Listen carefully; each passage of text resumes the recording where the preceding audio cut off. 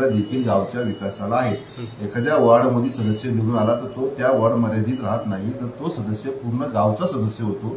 कुठल्याही वॉर्डामध्ये त्यांनी जाऊन आपलं काम करू शकतो. आणि हे जे मुद्दे आहेत याला कुणीही विरोध केलेला नाही, ना सरपंचांनी, ना उपसरपंचांनी, ना सदस्यांनी. तर येणाऱ्या काळामध्ये त्यांनी पुढाकार घेऊन त्यांनी सगळं नियोजन करून इथं काही गरज आमची भासली, कुठली सही लागली, कुठली परमिशन लागली तर आम्ही सदैव त्यांच्या पाठीशी आहे.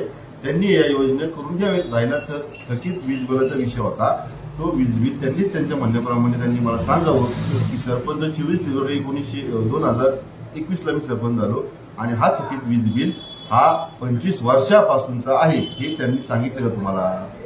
माझ्या कार्यालयातला बिल मी भरतोय, पण 25 वर्षापूर्वीचा बिल थकीत आहे हे ते सांगत नाहीत. त्यांनी पण आम्ही पत्र आमदार साहेबांना केलेले आहेत, वरती खेडचे साहेबांना देखील केलेले आहेत. त्यांच्या पाठपुराव्याने जर तो काही त्याचा हे लागतो, चक्रीवाढ व्याज असतो, व्याज जर कमी झाला, ग्रामपंचायतला काही टप्पे करून दिले असं तर ते ग्रामपंचायत त्याच्या स्वरूपामध्ये भरले जातील.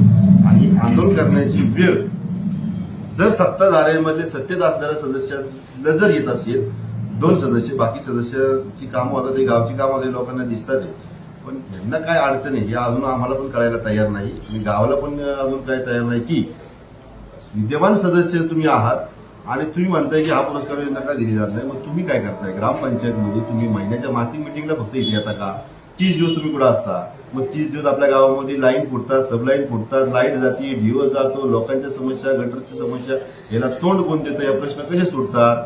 हे फक्त तुम्ही आदेश देऊन